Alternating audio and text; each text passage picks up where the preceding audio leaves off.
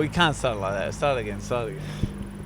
Hello. Me mum will go off a bloody rocker at that one. They already get into me. My parents already get into me about the amount we swear on bloody pub talk. Yeah. So if we start it with that, then I'm already in the doghouse. Okay. There's a certain line I need to draw where it's like, sorry mum. I said that leading into my last fight week, like doing the media. My mum comes to me and she says, all right, Dan, she goes, just don't swear. She's like, that's all I ask. I'll let everything else slide. You can fight in a cage to the absolute death. But she's like, just don't swear. I did three swears all media. My mum, I think two of them on bloody pub talk anyway. My mum always just goes, where did I go wrong that you just watch men hurt each other for a living? That's not bad. I actually hurt them for a living. Well, now so do I. It's like one step. There you go. Hey-o. There you go. Marbella, Spain. We are here doing a pub talk that will probably never get released. Dan, how was your week? No, it was incredible. I enjoyed every... It's not that far away. Was it... It's not that far away. So this is the furthest place I can possibly go in the world. World's not that big. In all honesty, the world is not that big. I think if there's any message I can say to the kids... Hi, and kids. generally people say, do you have a message for the kids? And I have a standard answer where I go, stay in school, do your homework, go to church, and get a real job. That's what I tell the next kids. But we were literally talking about how bad we were at school like an hour ago. But the world is not that big. Were you surprised to find out you're fighting Conor on February 1st? That's what I come here for. I'm not going to brush that under the rug. Obviously to support you, but then second in line was to just potentially be like, I want to see if the Conor fight's a possibility. And now we know it is a possibility. How did you think I performed? What more do you want? Did you want to look at the other bloke, hit him with your X-ray vision, and then he falls on the ground? Like, that's as good. Your win is as good as it gets. We already spoke about it at the after party. You said like, how do I better that? There's no beating that. Well, the only thing we spoke. Well, what if they did a BKFC Amsterdam? Then we'll be like, pony up, bitch. Pony up, Oscar. You're getting back in the squared circle, my brother, because we need to party in bloody Amsterdam. Yeah, I was told earlier that I'll never do it again unless they go to Amsterdam. In which case, he said I have to do it. So, hey, it was a team effort. We had a team meeting, and we all agreed that if BKFC Amsterdam comes up, you have to compete. Okay. It's the only thing that could beat it. Based solely on the after party, probably. What do you think we're here?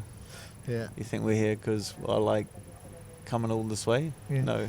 We got in the ring. We watched Dizzy Rascal. That was pretty cool. That was wild because we snuck our way into the ring. We had a few beers after the fight, and then we were actually gonna leave. We were like, oh, we're gonna go home, and then we heard Dizzy Rascal.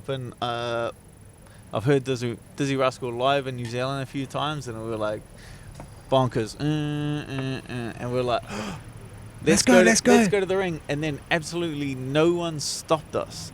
Like, we just edged our way closer to the ring, and then just went like, they saw us, and we just went, snuck past everyone. Then we got to the ring, and we just went in the ring. Yeah. Next thing, we're in the ring, dancing around with bloody Conor McGregor. Yeah.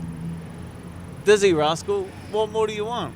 I was so fucked at that point I couldn't recognise which one Dizzy was, and it turns out he was the guy with the microphone singing, but it took me a while to figure that out. Had a few forged stouts, pretty good. We did have a few. I stole a few. We cracked a few. We had a good old time in that bloody ring. Yeah, it was a good night, to be honest. Like, Dan and I have obviously spoke about it, so I'm going to be repeating myself to him, but for the lovely viewers at home, having Dan here was very good because he's very good at reading my energy, and he's very good at basically being a disciplinarian to me when I get too excited and carried away. He's pretty good at being like, sit the fuck down and calming down and stuff. And Well, it's just whenever you corner someone, you need to know you need to know them as a person. You need to know how they think. That's why like new fighters come to the gym and they ask me like, "Oh, Dan, I've been here a couple of weeks. You haven't given me any advice." And that would be like, I compare it to imagine driving your car into the mechanic. He doesn't even pop the hood, and then he goes, "Oh, radiators shot, gearbox needs fixing." You'd be like, you haven't even popped the hood, mate. It's the same thing. Like, unless I spend a significant amount of time with a person and know what motivates him, know how they think, then what's the point? Like, you're just a show pony. You're just like putting a spoiler on a car. Yeah. Like, it's not actually changing the performance of the vehicle. Yeah, you obviously didn't train with me. You watched me spar and train like one time and said you've never taken a right step in your entire life, and you get hit with both hands at the same time. That's not very good. This is why I went and watched him spar at Extreme Couture, and he came out and he goes, "How did I do?" And I said, "You got hit with the right hand and the left hand." I said, like, that's not good, is what he said. Yeah, I said, "You threw some punches." I said, you caught some punches. I said, "You got hit with both the right hand and the left hand." I said, "That's not good." Yeah. That's not good. Before we went out, he was saying, just stick behind the jab, just jab to the body, jab to the head. And I said, I bet I end up spamming right hands. And that is exactly what happened. But I did know that you were going to go out there and spam right hands because it's what you do. But but if I put something else in your head where you're just like, stay behind your jab, then you're going to look for the right hand. Because if you go out there, and I knew that Ben was going to do the exact same thing, he was going to go out there and spam right hands. But if you both spam a right hand off the bat, it's pretty much whoever lands first. Like, that could have happened to either of you. But if you put it in your head like, oh, look for the jab, double jab, look for the jab, stay low, then your right hand is going to be a counter right hand, which is far more effective than the guy who leads with a right hand. That's the dangerous part. The guy who's covering distance and throwing a right hand, that's the most dangerous thing you can possibly do. The guy who draws out a right hand and counters a right hand, that's far more effective. Yeah, that's what I was doing. I was basically like Anderson Silva in there, just reading everything and, just very technical. You also did teach me one thing where it's like, rub both your feet on the canvas, take a deep breath in, focus on the moment. The mind, when you actually get in there, for your level of experience, the moment was absolutely enormous. Like, being out there, even I was like captivated by the moment, because it was like Colosseum. Where, like, the moment, BKFC, the production of it, the show, the entertainment of it was absolutely incredible. So I knew that the mind travels. There's millions of people at home watching. There's sold out arena in a once in a lifetime opportunity. Once you get in that ring, especially at your experience level, like, the mind will wander. Yeah. And just to bring you back to that moment, the best thing you can do is, like, you just rub your feet on the ground and you go, oh yeah, that's what it feels like. You take a deep breath and you smell, like, see what you can smell, and then breathe in, and then that brings you back to that exact moment, which is like the only thing you can control. Because if you let your mind wander and you start going, oh, this means, oh, my mum's watching, my best friend's watching too, like that you have absolutely zero control over any of that. So that's going to add no value to what you're doing. The only thing that's going to add value is you in that moment not getting hit and hitting the other guy. I remember as I was walking in, I was like, don't look at Conor. Like, don't look at Conor, because obviously it's Conor McGregor. Like, that'd be trippy. Got in the ring. Someone shouted my name. I looked, saw a friend of ours, Seth, and I was like, oh. And then I was sort of out at the moment. I was like, I'll have one little look at Conor. And then he was staring right at me and was just like that. And I was like, that's fucking mad. Yeah, I bet. But, like, equally to the other guy, like, holy wreck. Yeah. Ben must have been freaking out. He had Conor, like, in that moment, but he had Conor backing you 100%. He's got Dan Hooker in his corner. Like, as a guy that's his third fight he's ever had in his life, to come up against that kind of pressure must have been incredible. Like, bare knuckle, Conor McGregor's promotion, which is your guy. Dan Hooker's in his bloody corner, been staring you down all week. All week. Bloody, they were terrified of Dan. Bloody mean mugging you. Then, like, the pressure of that must have been incredible. And also, I want to give him props as well. Like, everyone kept saying to me before the fight, oh, if you hit him one time, he won't really want to stay in there. He's got a career on TV and all this sort of stuff. But he got up again and again and again, and deserves his little props for that. When I come over to Vegas for Aaron's fight and the Sphere show, we sat down and we watched Ben's fights together. Anderson Silva's son, which, are you serious? Like, to take that fight, like that guy's got Bengali balls. Big juicy balls. Big juicy Bengali balls. A few of my exes will disagree with Conor's assessment, by the way. And then his fight in Karate Combat, where he just came out and just stormed the other bloke. I knew, like, this guy comes to fight. This guy comes to back himself. I've seen your fights as well. Like, I knew there would just be an absolute firefight. So it's like, who can stay calmer up until that point of that first punch? I was pretty proud of myself for when I dropped him. I was always staying calm. I was like just breathing in, just making sure I was staying composed instead of going like getting sort of worked up. I mean, I obviously fought like I was spazzing, but I remember in the moment being like, just chill, just chill. You shouted slow down. I ignored that, but I remember just being like, don't feel like, oh, I've won, and then sort of celebrating too early, you know? So the absolute worst feeling you can possibly have in combat is when you think that you have won the fight, and then your mind wanders. Like, you have the guy in the rear naked choke. Mate, I've been in there multiple times. You have the guy in the rear naked choke. You're squeezing him to death, and you're like, your mind wanders. You start thinking about the after party. You're like, I'm going to have Heineken. My first drink's going to be a Heineken. I'm going to have 3 slices of pizza. And then the guy survives. Like, then you have completely lost all composure when the guy survives. So my job as a coach is like, what if he doesn't stay down? What if he guts it out? What if he does survive? Then you have to be mentally ready. That's why as a coach, you're mainly yelling out all defensive options, because offense is entirely on the fighter. Yeah. Well, I had great defense, and then I blocked a few of his shots with my chin. I thought that was pretty good, and, you know, obviously I jacked up my own hand, which I thought was great from blocking and stuff, you know. Yeah, he's like at the after party, he's like, oh, my bloody hand's sore. I was like, shut the fuck up. Yeah. Because if the injuries you have are from hitting the other guy, then shut your mouth.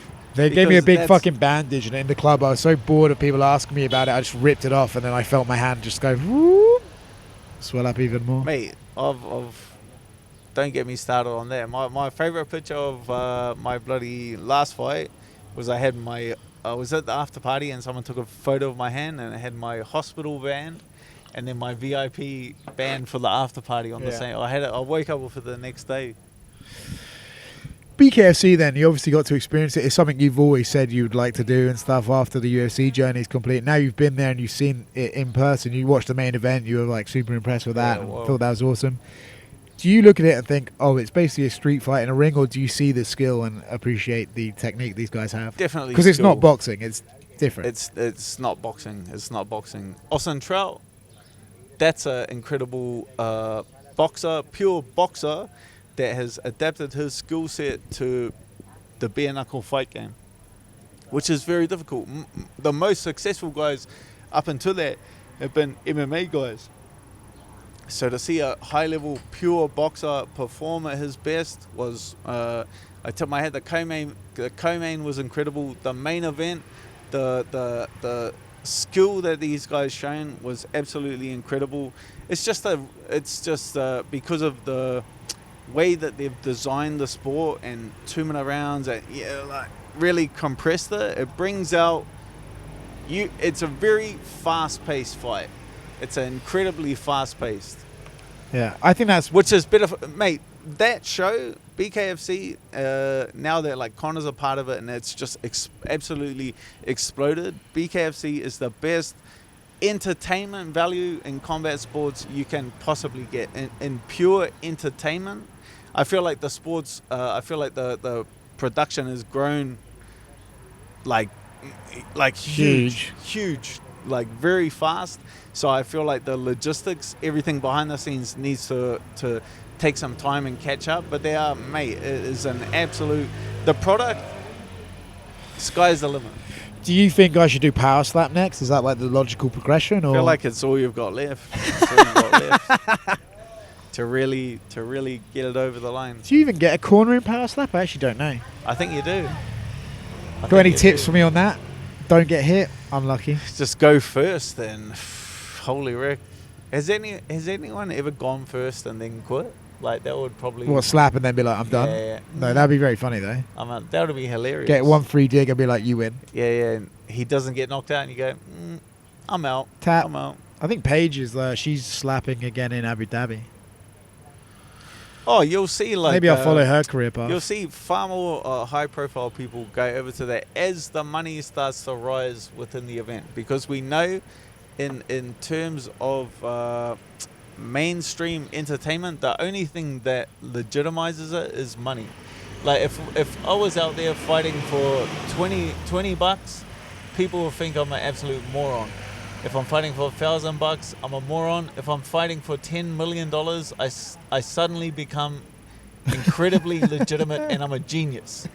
It's the same thing with my career. It's like once I own property and houses and you got money in the bank, automatically people are like, oh, what a smart guy. You made some really wise decisions. No, that's not what happened. What happened was that I chose something I loved and I just pursued it regardless of the money.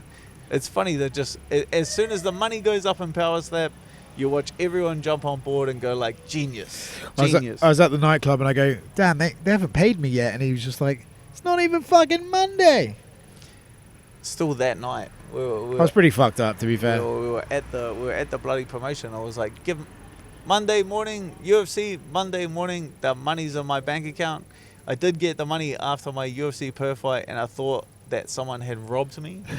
I was like, did I actually win? I went to my wife and I said, oh, fuck, I didn't even think about it. I have to pay tax on this. I said, did I actually win? I was like, I think someone's hacked my bank account and robbed me. Took my win bonus. And completely stolen my win bonus. And she says, no, Dan. She says, you have to pay tax, mate.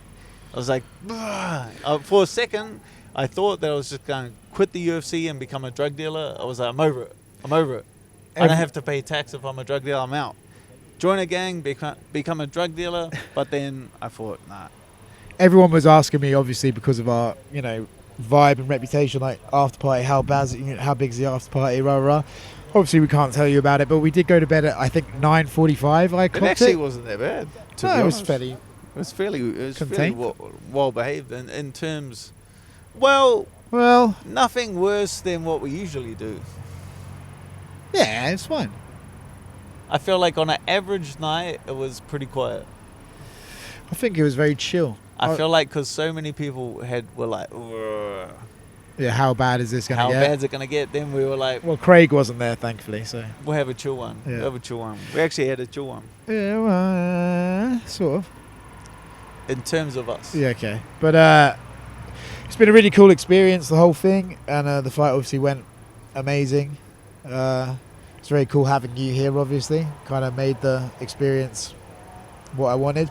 Dan has ripped the piss out of me for the last 2 days because I said I manifested it, and he thinks that's a very funny term. Oh, that's incredible. He keeps going. Him and Seth yesterday, an hour and a half just fucking ripping me. He's like in the bloody ring, and he's like, I manifested this. I was like, you manifested it. I was like, you mean you had a good idea and then you took the steps to make it happen? I was like, that's just common sense, mate. I did something cool and stuff happened. You thought of something cool and then you made it happen. I'm like, that's not manifesting. So people go, oh, I just walked on the grass today. I'm grounding. I said, that's not grounding.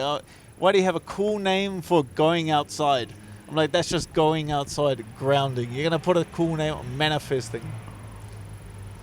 Having a cool idea and then doing it, we're just gonna give it a cool name. Grounding. Walking outside. We've been doing that forever, mate. Well, I don't think I'll do it again unless there's Amsterdam. But to all the people, like the random gypsy guy who emailed me to say he wanted a straightener, no, thank you. I think that was enough. But that's it. Like the moment has to be bigger because like what bigger moment could you possibly chase? Like but I don't think I could like having Izzy on the Joe Rogan thing and everything like that's huge. Like Dana talking about it. It was Conor ringside promoting the like it was. That's as good as it gets, mate. To chase that dragon would just be like. I wonder if Dana did watch it. Yeah, but he would have seen the highlights, like regardless. Like True. he would have seen you won, the bloody number one reporter in the UFC. The first question at the press conference gets a win. You know. Probably have me on Contender Series next. Probably not. Probably not. I'm not gonna lie. Don't get ahead of yourself. Yeah, no, I'm very well aware that I'm not a fighter. I've had a fight. Let's just. We got that big win. Congratulations. Thank you. No one can ever discredit what you accomplished. But holy Rick.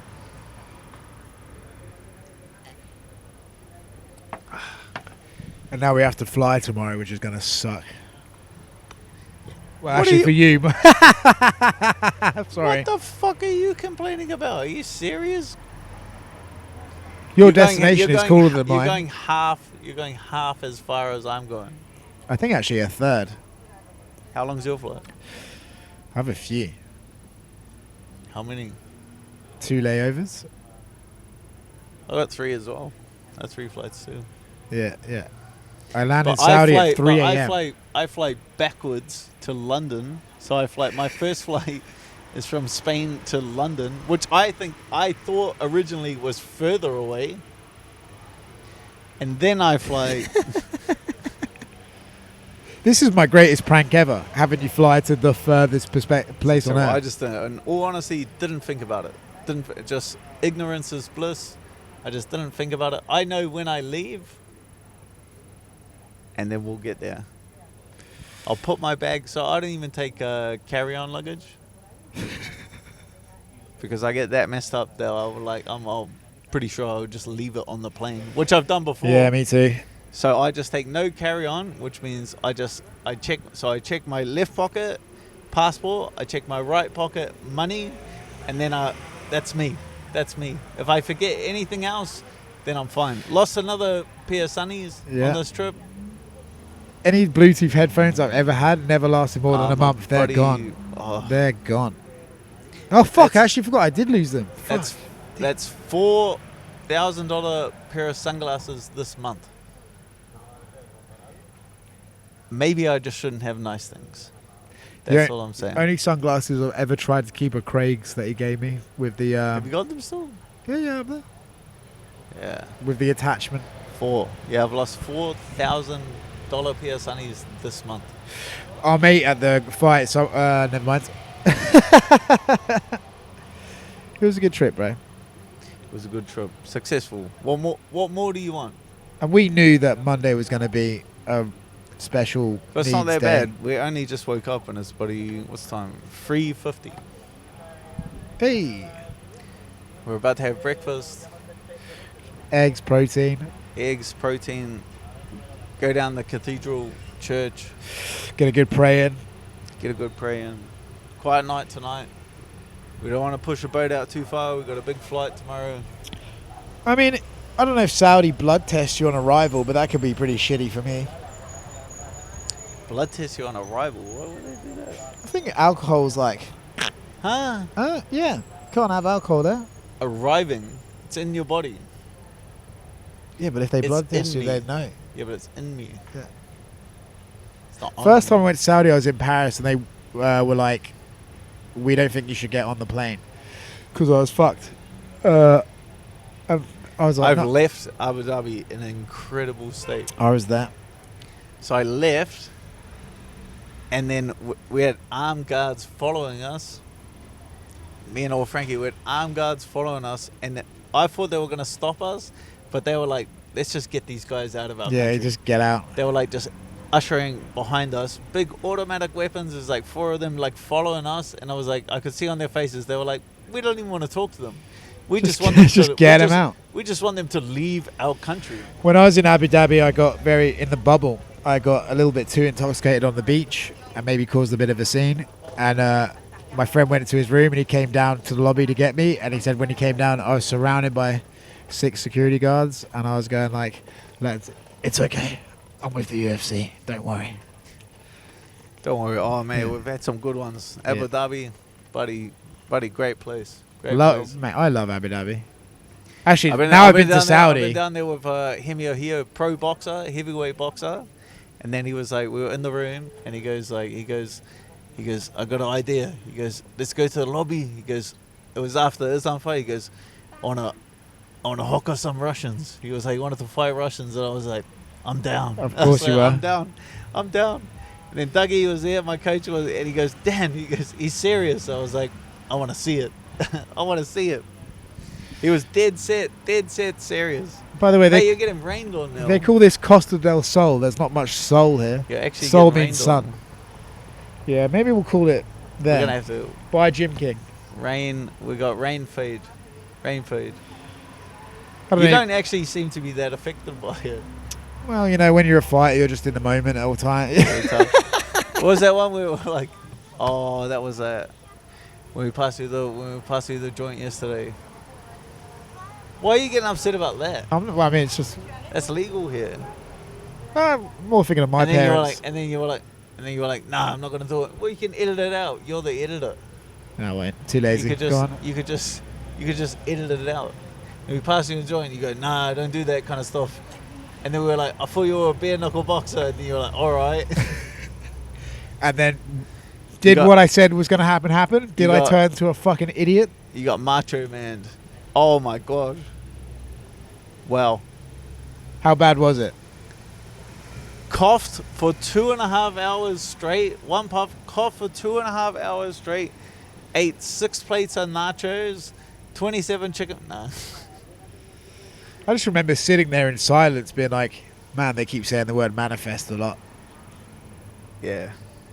Boy, we did get into you about that. Oh, fucking what a place. What a place.